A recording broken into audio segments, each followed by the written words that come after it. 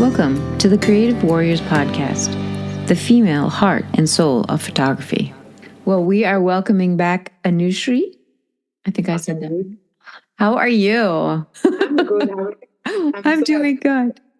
So we talked about all kinds of things through our last few episodes. This is going to be our wrap up.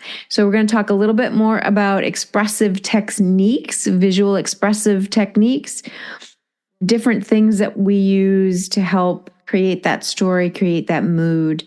And we're going to dive right into it. So, what are a few things that you have found to use over and over again that have become your favorite when it comes to pieces that are always included or often included in your work? And I know we talked about light, we talked about color.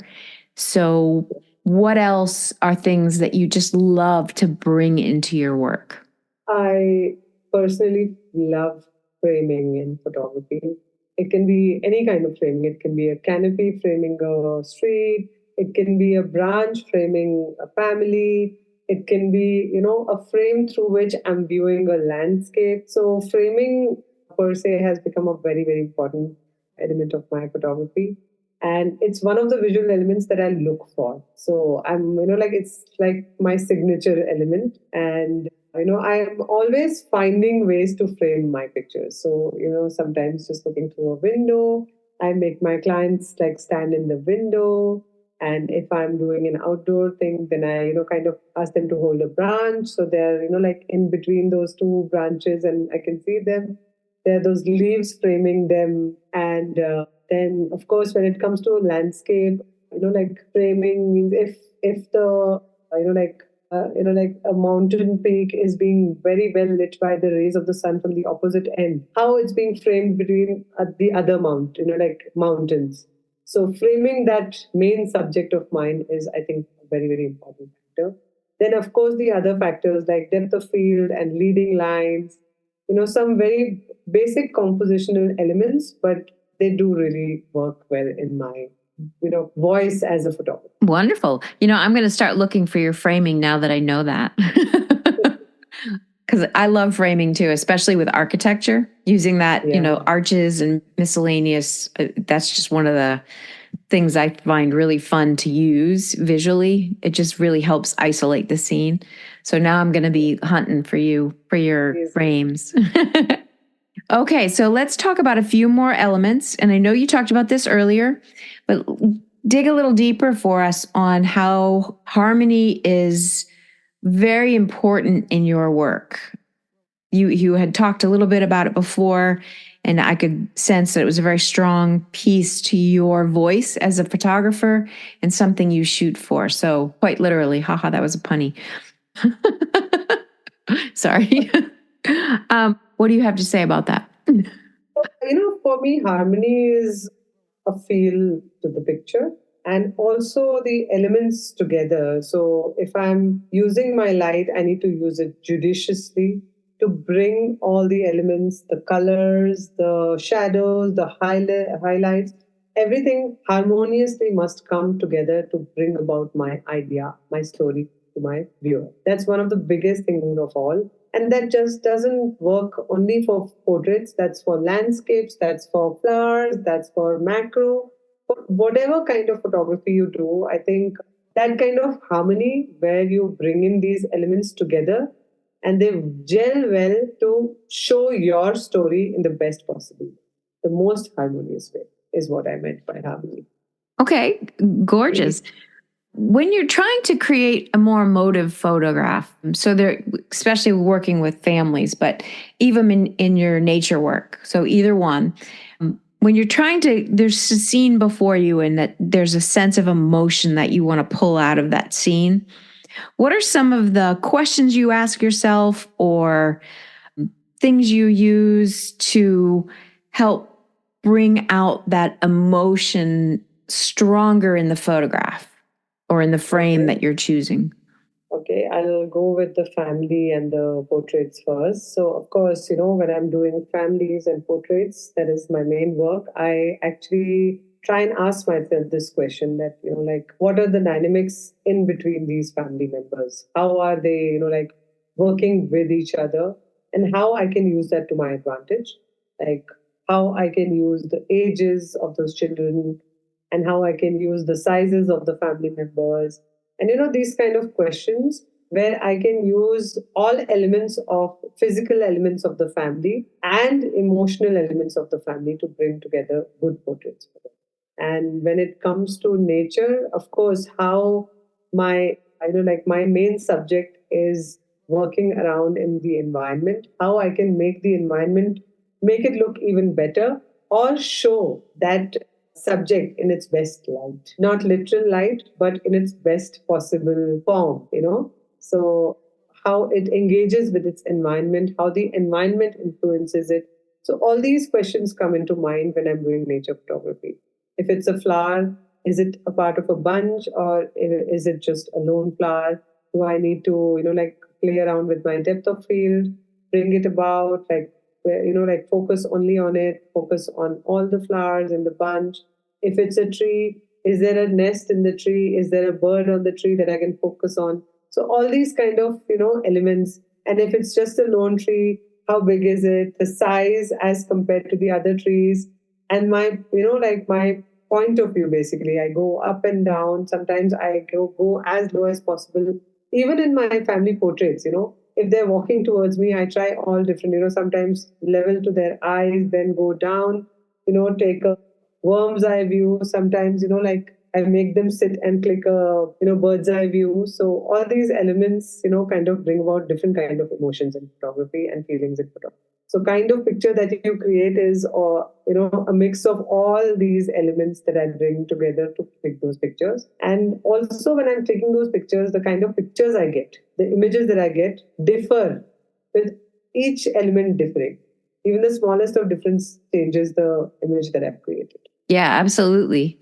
Even where you focus in a frame can completely change the image. So that's always fun too. So do you ever use mystery in your element or in your photography? An element of mystery. Sometimes I love mysterious photographs, like I love those pictures with, a very dark forest with just the sun rays, coming through as we discussed earlier. And I love that just one part of an animal showing and you have to guess what animal it is.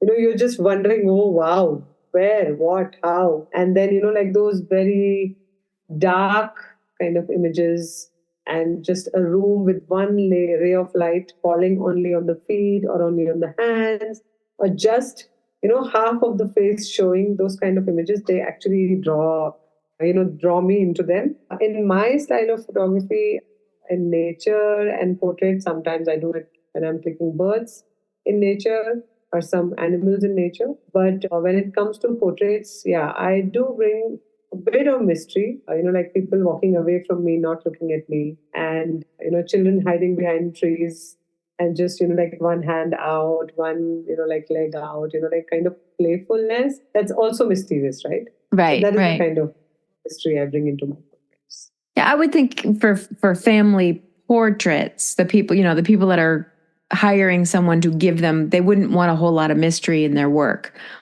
I would think for more of a dramatic style, then they would want more mystery. But I would think in general, your clients might not want mystery, even though it's intriguing and beautiful. So do you do any kind of self-portrait work or any work with your own family where you might play with that mystery a little more? Yes, I do a lot of self-portraits where I don't show my face and I'm just showing my hands holding something. Like I recently did, this is an example from last year. I did my Diwali portrait, Diwali, the festival of lights. And for that, I actually clicked a picture of me just lighting a lamp. So, that's the kind of mystery there was, that who's lighting the lamp kind of thing, Exactly. And we try and, like include a lot of hands and, fingers when I'm picking my son.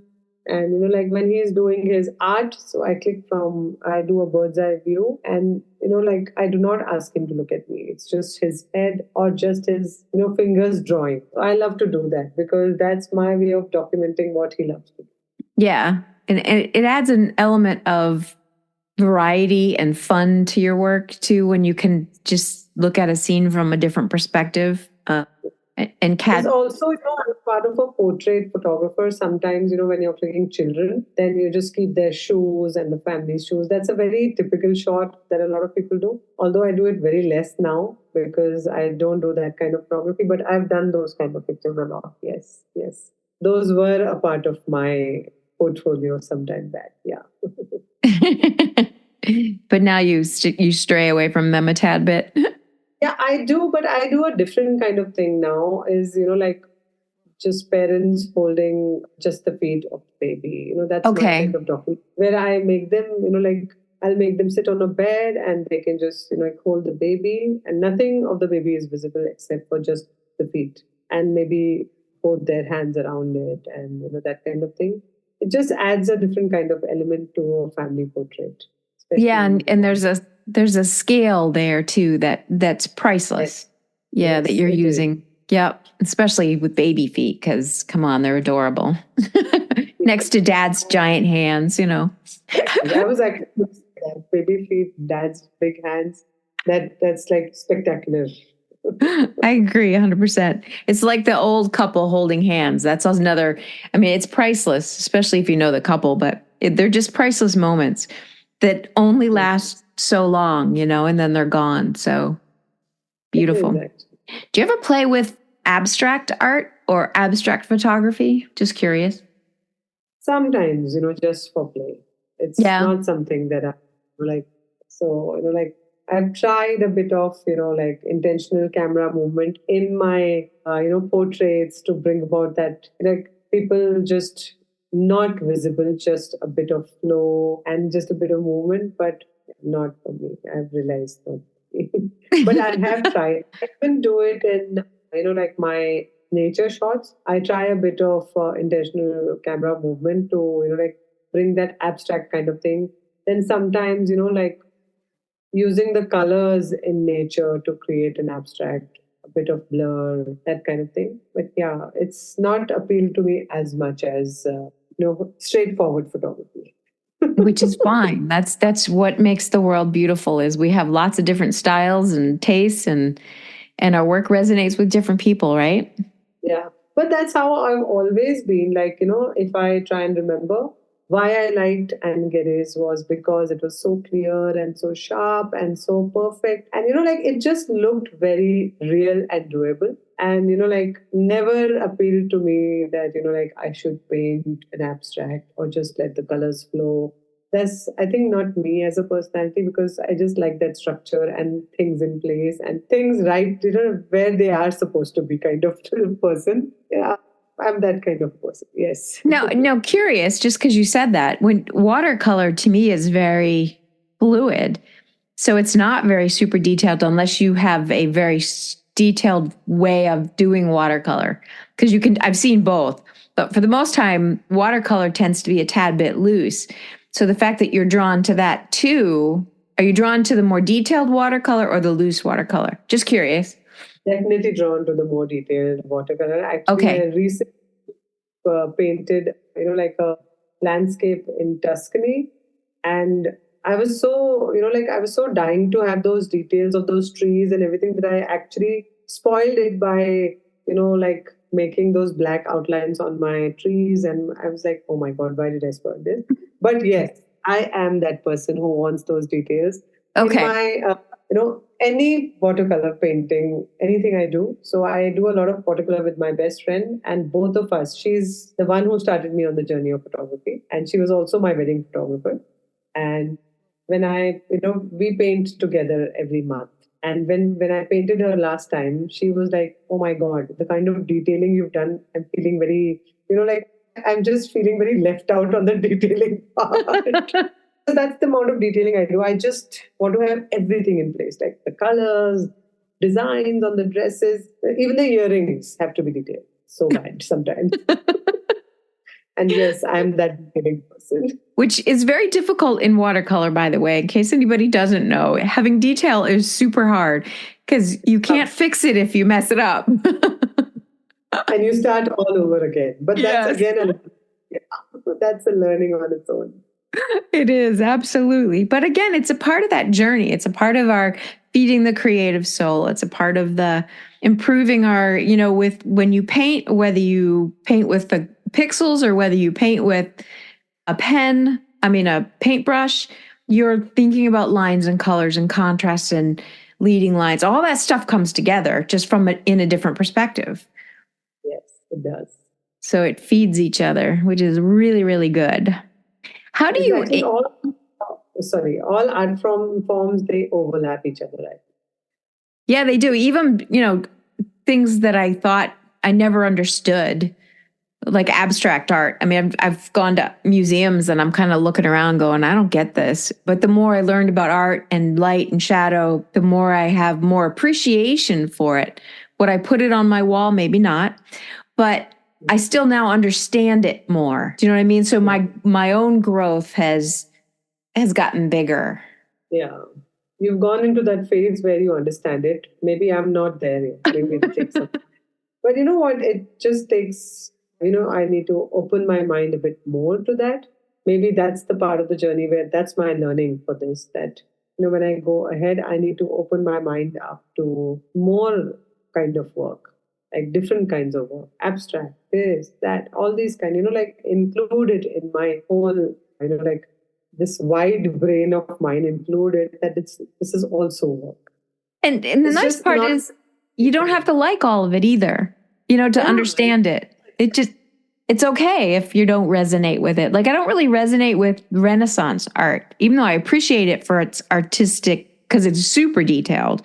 So I appreciate the fact that this person's like literally painting with a toothpick because it's so detailed. But it doesn't resonate with me, right? The mood and what it's expressing and what it's showing, people gorging on a pig doesn't do anything for me. Whereas you take a Monet picture, which is very abstract, or it's not really abstract, it's impressionistic, and it's soft and colorful, and now that talks to my heart, right? That talks to me. Okay, but now that you mention it, that talks to me. So abstract art, the extreme end won't talk to me. But, where I can see a bit of details, where there's that crossover. You at least know what you're looking at. Yes. Where I can see some details, like I really appreciate Vincent Van Gogh because the details are beautiful. Even though it's his own interpretation of the details, like we don't see the lines in the sky when we see outside. Right. His interpretation is so beautiful, but I get it what it is. I get it that it's a city with the sky and with those, even his self-portraits, they're full of lines, but that's his self-portrait. That's how he saw himself. So it's the detailing that has been brought out in a different way. So even Monet, for that matter, like those flowers, I see those flowers. I see the beauty in those flowers, and that's like stunning. It's just that the way he brings out that beauty and that detailing is very different. So that's my... I won't call it 100% as abstract. I would call it a crossover. Right. And I appreciate it. Yeah, I appreciate it. Yeah, abstract is a little different. But I love abstraction in photography, which is kind of, it's abstract and it's like, especially with architecture. I don't know if you shoot, because you've traveled the world so much, I would imagine you've got to have architecture in your collection, where you only take an element in a scene and it's a curve and a shadow and a line, and it just creates this really neat frame, but it's abstract in nature, but it's a real object. Yeah, it is an object which you actually use to create a different sense to it. You don't know where it is, but it's there, and you created those kind of frames with it, or those, kind of layers in it or depth in it that you don't know how, like where it was. Yeah, that kind of thing. Yeah. I understand what. Yes. That can be fun to play with. About details, let me just show you this. Sharing. Oh, wow. Beautiful. Our audience can't see it, but you're going to have to scan that one in for me so I can put it up on my blog so people can see your beautiful work. For sure. All right. So a couple more questions for you, and then I'm going to let you go because it's probably getting really late there. What, if you were going to share with newer photographers that struggle with the typical things, the imposter syndrome, the creative ruts, the various levels that we hit at different phases. How would you help them to overcome those things, but kind of think about photography as more of letting their true artistic soul come out through their work? So less focused on I think when you free yourself to be artistic, you don't worry about some of those other things, but we've got to get over that first, right? So what kind of advice would you give somebody who's struggling because they're not quite there yet? Yeah, from a personal experience, I can say that, unless you know your craft through and through, you're never going to get out of that imposter syndrome feels. And, like the moment you're confident with your craft and with what you do and how you bring about your creativity and how you, like put it out there for everybody, only that confidence will let you have that, like only that confidence with your craft and with your voice is going to help you, like shine as a photographer. So find your voice and learn your craft. First is learn your craft. Do whatever you can to find that voice. Go through all genres possible. Try everything. Explore every possible, part of photography to get where you have to go. And once you find that, then actually confidently go and like share it with the book. So how did you find do you feel like you found your voice? Yeah, I feel I have. From starting from, like 2012, even before that, just dabbing in photography at home to, doing shoots, all kind of shoots, trying landscape, travel, wildlife, everything, like I've done it all. And I've realized, like I get joy in seeing those smiles on people's faces. That's my joy. That's my calling, actually. I've always been a people's person. And I've realized that when I see those smiles on those faces, that's what makes me very happy. And how I can get that smile is through my photography. So, yes, I have found my voice. My voice is very colorful, very loud sometimes. And it's full of love and full of emotion and full of feeling, but it will make you happy. That's all I can say. Yes, I found my voice finally. It is smile inducing. It is definitely small, definitely. That's the only thing that makes me very happy about my work as a photographer. And that's why I keep coming back to it again and again. And I spend so many sleepless nights editing those pictures and giving them on time. And, like when my, that whole, the deliverables are gone, just the call from that customer that, I've received it and I'm happy. And just that message is what makes my life very, very happy. And I just feel very accomplished as a photographer when that. That's wonderful feeling. Absolutely wonderful. Thank you for sharing that. Okay, so you get one more chance to give all of the photographers out there one more piece of advice about either photography, expression, feeling, anything you want to share with the world. What would it be? Love what you do. If you don't love it, you're never going to be happy. You have to love what you do. If you don't love photography, don't get into it. Don't get into it because your friend is doing it or the neighbor is doing it or that person on TV was doing it. Do it because you want to do it and love it. Love every step of the learning, love every step of delivering that project, love every step of clicking those pictures. Just love what you do. That's it. That's a good piece of advice. I love that. Awesome. Well, thank you so much for joining us, sharing with us your heart and your soul, and really getting into the details and how you work with clients. And you shared so much on so many levels. It'll take me a while just to digest it, but that's why it's podcast, and we can listen to it again and again if we want. See? So you shared an incredible amount of wisdom. Your experience is awesome. Your journey has been awesome. And thank you for sharing it with us. Thank you so much, Erin, for having me here. It's been a pleasure sharing all these things with you. I think, like in all my workshops also, I love to share my journey because it inspires somebody to move and take that step. And And thank you for giving me this platform to share my love for photography and everything for, pleasing the clients when it comes to, delivering those pictures, seeing those smiles on their faces. Oh, it's just, love through and through for me. Photography is my love. Yeah. Thank you for Wonderful. having me. Thank you so much. It is our pleasure. Our pleasure. Thank you. Remember to subscribe or follow the Creative Warriors on your favorite podcast platform so you never miss an episode. If you have any thoughts, suggestions, or questions, please don't hesitate to reach out to me at arielfaithphotography.com. Until next time, keep exploring, keep learning, and keep the conversation going. Stay curious and have a happy artistic journey. Thank you for listening to the Creative Warriors podcast, the female heart and soul of photography. See you next episode.